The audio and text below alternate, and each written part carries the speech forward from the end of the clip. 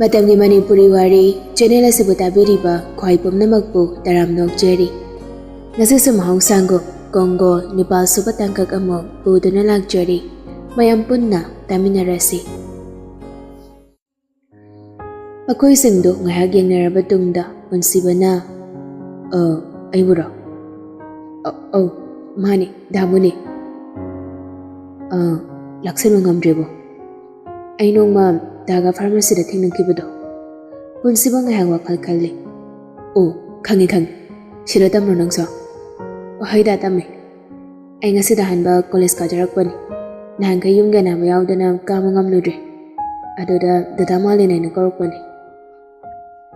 Fari ni. Kay subject lawri no nang de. Dahil do, hayraga mana lawri ba subject sing do hayrakli. Ado day ako'y mo. Ngay ko da. Ay da klaso kang de, da na kara takpiyo. Ay ngiming sa panagaw eh.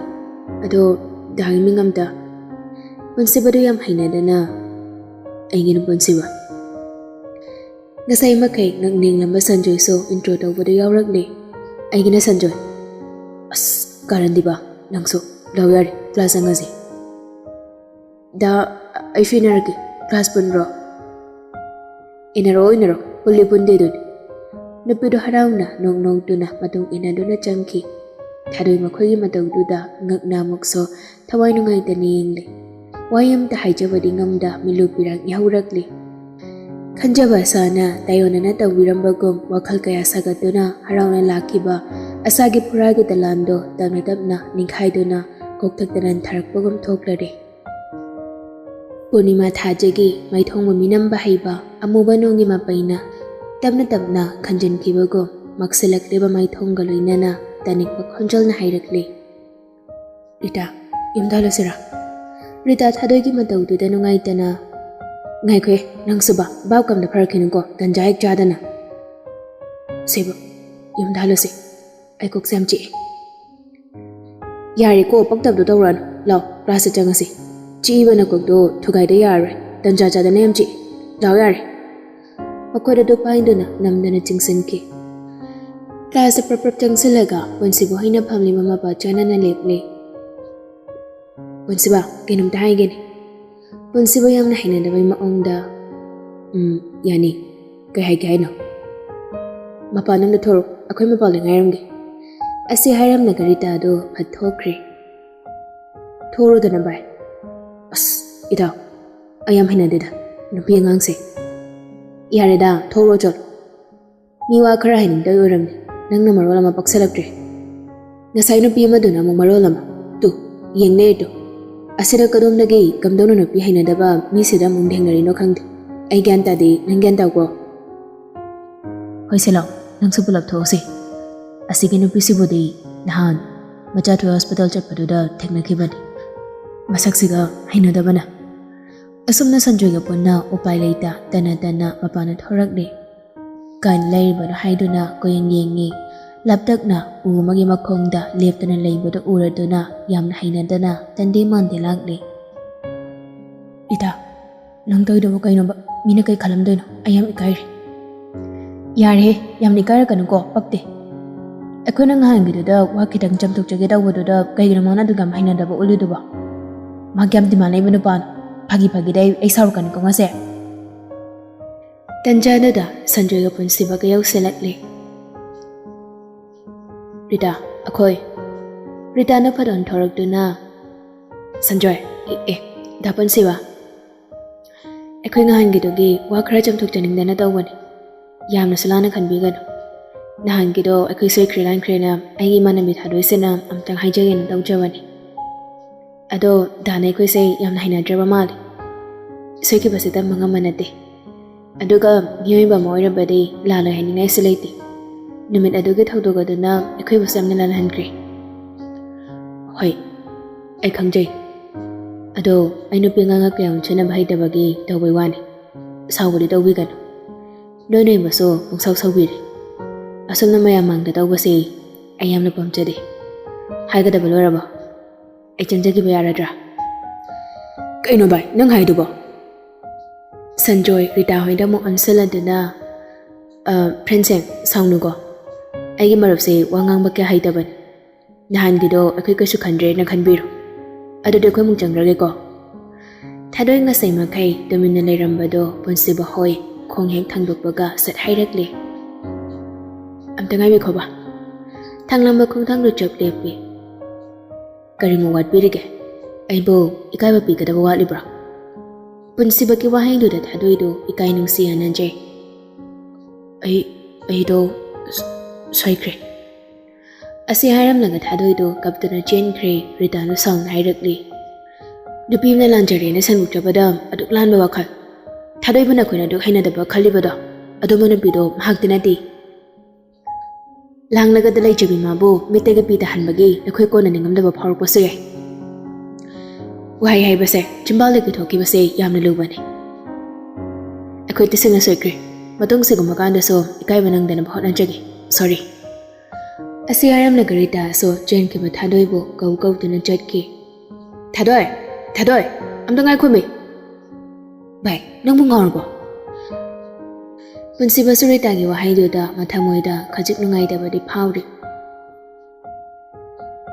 ꯑꯗꯨꯕꯨ ꯄꯨꯝꯅꯃꯛꯇꯨ ꯂꯣꯠꯁꯤꯜꯂꯗꯨꯅ ꯍꯥꯏꯔꯛꯂꯤ ꯚꯥꯏ ꯂꯥꯎ ꯑꯩ ꯅꯨꯄꯤ ꯑꯉꯥꯡꯁꯦ ꯀꯌꯥ ꯍꯩꯅꯗꯦ ꯍꯥꯏꯕꯗꯨ ꯅꯪ ꯈꯪꯉꯤꯕ ꯅꯠꯇ꯭ꯔꯣ ꯍꯩꯅꯗ꯭ꯔꯁꯨ ꯃꯤꯉꯣꯟꯗ ꯑꯗꯨꯃꯥꯏꯅ ꯍꯥꯏꯕ ꯍꯧꯅꯕ꯭ꯔꯣ ꯃꯤ ꯅꯨꯄꯤ ꯃꯆꯥꯒ ꯑꯣꯏꯔꯦ ꯏꯀꯥꯏꯔꯝꯃꯣꯏꯗ꯭ꯔꯣ ꯅꯪꯕꯣ ꯑꯍꯥꯟꯕ ꯎꯅꯕꯅꯤ ꯊꯦꯡꯅꯕꯅꯤ ꯅꯪꯁꯨ ꯋꯥꯈꯜꯗꯤꯕ ꯑꯁ ꯈꯪꯗ꯭ꯔꯦ ꯑꯩꯁꯨ ꯒ꯭ꯌꯥꯟ ꯇꯥꯖꯗ꯭ꯔꯦ ꯂꯥꯎ ꯆꯪꯉꯁꯤ ꯀ꯭ꯂꯥꯁ ꯌꯥꯎꯔꯁꯤ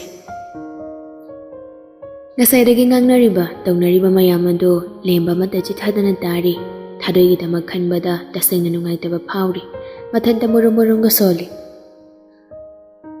ꯀꯩꯒꯤꯅꯣ ꯃꯥꯅ ꯀꯞꯇꯨꯅ ꯆꯦꯟꯈꯤꯕ ꯎꯔꯒ ꯑꯩꯅꯁꯨ ꯋꯥꯔꯤꯗꯦ ꯅꯨꯄꯥꯁꯤꯅ ꯀꯅꯥ ꯑꯣꯏꯔꯤꯕ ꯂꯥꯜꯂꯤ ꯍꯥꯏꯔꯤꯕꯁꯤꯅ ꯀꯩꯒꯤꯅꯣ ꯑꯩ ꯍꯧꯖꯤꯛ ꯀꯩꯗꯧꯅꯤ ꯃꯥꯒꯤ ꯃꯤꯠꯂꯨ ꯄꯤꯔꯥꯡ ꯑꯗꯣ ꯑꯩ ꯃꯁꯨꯝ ꯌꯦꯡꯗꯨꯅ ꯂꯩꯔꯗ꯭ꯔꯣ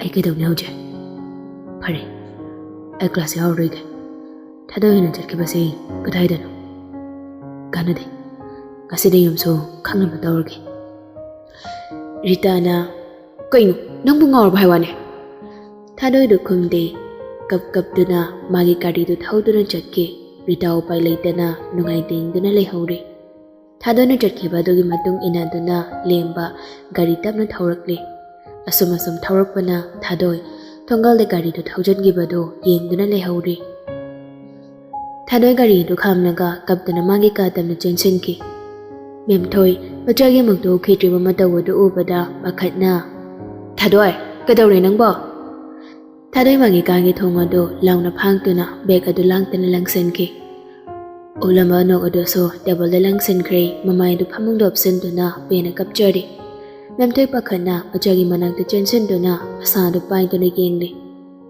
ꯁꯤ ꯇꯥꯕ꯭ꯔꯅꯦ ꯊꯥꯗꯣꯏ ꯀꯩꯗꯧꯔꯝꯃꯤ ꯅꯪꯕꯣ ꯁꯤ ꯀꯩꯒꯤ ꯀꯞꯄꯤꯅꯣꯃꯤ ꯏꯆꯥꯒꯤ ꯄꯦꯟꯅꯕ ꯀꯔꯤ ꯂꯩꯔꯦ ꯃꯃꯥꯗ ꯍꯥꯏꯌꯨꯁꯤ ꯊꯥꯗꯣꯏ ꯁꯤ ꯃꯃꯥꯅ ꯀꯧꯔꯤꯁꯤ ꯇꯥꯗ꯭ꯔꯕꯣ ꯅꯪꯕꯣ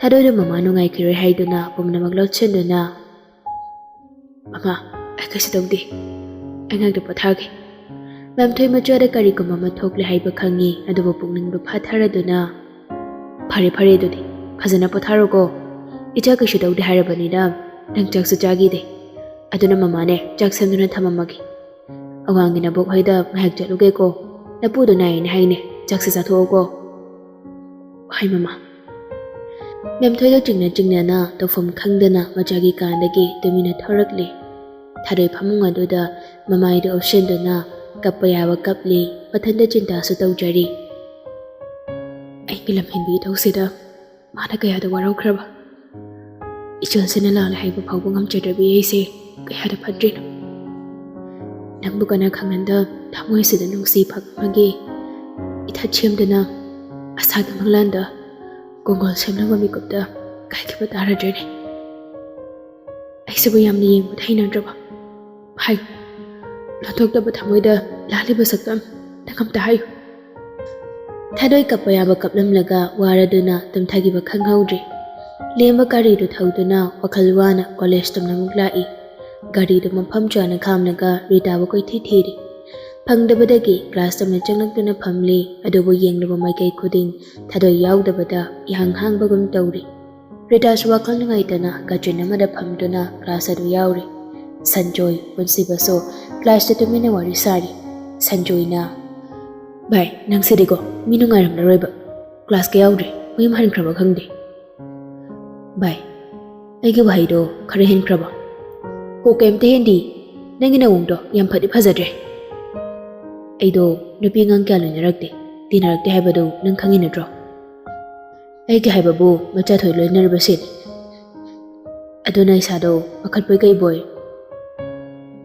Haibai chum, ay loina khang. Adubo minungaram maroine, adoda khangde. Nangi wahai do di ay phabo nungai de. Ngasiri magi masak do lanjadabi yamna chami gamal, maung madaw duso. Mana ngasay kapto na jen kibado, dangina daw dunani. Mi karam gani, ekoy di nupani na pay.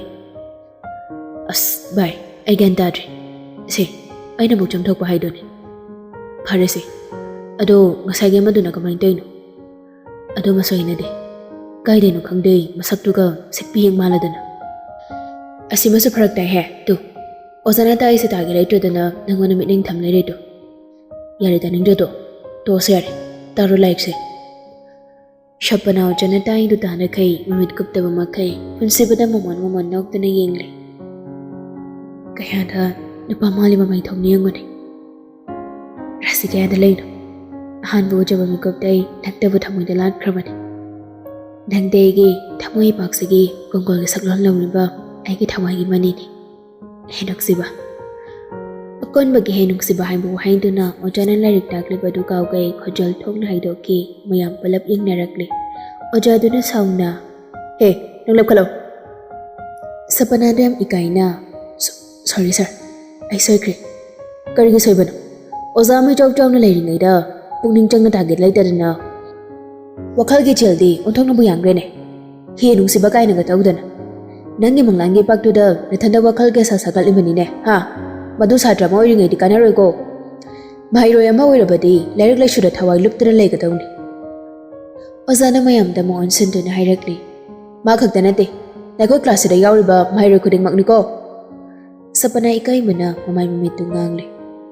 Sir, ay sirkri, atong daw jaray. Yari pam. Nanga mo na klase si yawri ba mahiro ko ding da akay bapiga na matong dadi. Aduga, klase da yawri ba mahiro ko ding na ay ki klase si yawning da balay rakaso papano thokpi ko, ay na yay. Asi hairaga magi layrak dakfam thokpa mong tagli. Sa pana ikay na famthaduna nung thakibadagi nung katpakaw walaytri. Mapitaan doon nagkapli. Sanjoy na. O sidi, biratadro. Yari si, sir si sauri, dumintaw. Rita thamoy doda, mamon nokli, mapan thokda, machin doda so, murum sonjari. Kamtawi, nasakto ka, sikpihik mahaladan. Tawag na. Mga gumanaso, ay gitang mayog daga, lipay ka tawag na. Asam na class do matang lora do na so di thanari. Rita gari thodok do na thorakli. Nakandagi limba na. Rita, amta ngay ko ba? Rita kana no haining le e. Limba gari do thojelakli. Eh, limba, nangoy re, kay le rage. Ngasay day nang tibani. Ayo kidre do. Ado hujik mo ba sida wam tahang nang dana dawan. Ado kwa na iba tiru do po kaya ro ba wala rage. Higdayro. Leng badu khang da kasan do na thadoi bu ngasi college lak da bra lai ado masana ngai tin hangre o phare ado hange da wani is nenge sawa khalam khan mali ko leng badu no fit ka da wadu na khalam su yai ado ai mu chalage hoida yai leng ba gari do thau do na chat kri rita leng ba na chat ki ba mai kai do da yenganga machin da sol Asiso dum yai ni masakse. Madoi thadoi hai do na mayum la kador do no. Am tabu changlugi. Rita no kari do start dawi tanja do da nakal dagi. Rita, am dangai ko ne. Rita kana no hai ning thora I ingangak na. Kidor ge sanjoy. Rita ngasai no saw no hai ge dong ni. Akhoi marum na soi green hai. Rita sawganu ko. Ai de punsigi. Nupi ga kya loina bhaite. Bunso kaya pulagde. Aduna kari wahay wata hay gani hay bado ay khangde. Thadoy do ay buwar ulam nani. Ay wahay karahin kraba mali. Ay di ay ngi chanu piloy na badagi hena ato panu pim taloy na ragtaba na kaya hainadabay daw suot kraba mali. Aduna Thadoi do nangna kharamda thembiu. Aina soikreso khara nangna haibiu. Rita do harauna hoi ai phanam hairagi. Ado mana thawai khara nungai kidabadu ai suwai khara hen gramali madui damangda sangna roise. Ai ge da do yam chambani. Mapun sida nupam te ngaktabani. Igang ngaujabini. Matom pokpagi khara naubani. Adunani phari chalo ki ko. Hoi Rita yamna nungai jari. Mathang tanjamada coffee cup amamda thaminasi. Hoi ai adudi ai mo. Phani akoi shwa lagi. Sanjoy adudi ai mu chalage ko. Hoi Rita yamna nungai jari. Rita do harangna gari do thauduna jatke Sanjoy na. Bye Rita sisu yai ne. Nang sidiko ai ko ngauri lo halasi. Mabani shumayum mai kai pangki. Sapana se kaiduna punsiba kauba ngamda thamoi changna mayum dhankri. Rita Thadoi hegi samangdoda gari do khamduna. Thadoi kauduna Thadoi gi kadamna changlakni. Adubu kaduda oiramliba Thadoi gi mataudu ubada Rita do pakhatna Thadoi bu kauduna lauraga chinsilakni.